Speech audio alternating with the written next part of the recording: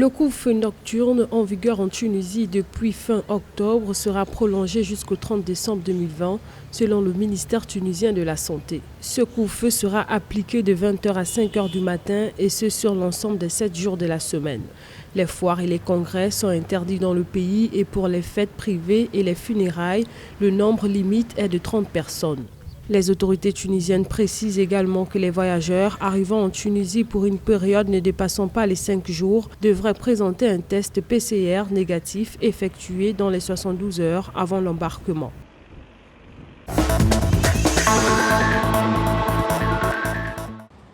En Afrique du Sud, le ministère de la Santé a confirmé 4 645 nouveaux cas de Covid-19 dans son dernier rapport de la situation épidémique du 5 décembre. En outre, 104 décès supplémentaires liés au Covid-19 ont été signalés pour un bilan total de 22 067 victimes à la même date. Selon le Centre africain de contrôle et de prévention des maladies CDC Africa, l'Afrique du Sud fait partie des pays africains les plus gravement touchés à la fois en nombre de cas positifs et de décès liés au Covid-19. Le pays est par ailleurs le premier pays africain le plus touché par la pandémie.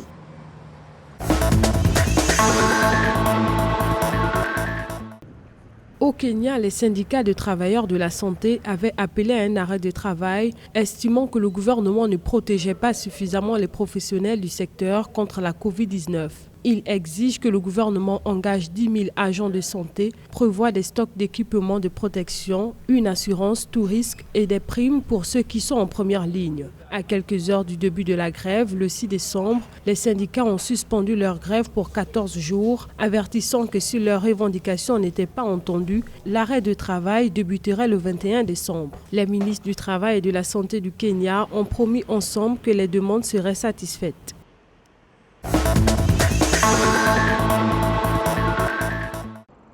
Au Zimbabwe, le Covid-19 a officiellement tué 291 personnes contre 393 personnes décédées des suites du paludisme à la mi-novembre 2020. Un chiffre en hausse de plus de 50% par rapport aux 257 décès recensés l'an dernier, selon les chiffres du programme zimbabwéen de lutte contre le paludisme. Les autorités sanitaires du pays soulignent que le Covid-19 a amplifié les cas de paludisme, ces derniers ayant mécaniquement augmenté de 58%, passant de 242 951 cas en 2019 à 384 856 en 2020. Rappelons qu'au Zimbabwe, la première vague de Covid-19 avait coïncidé avec la saison du paludisme dans le pays.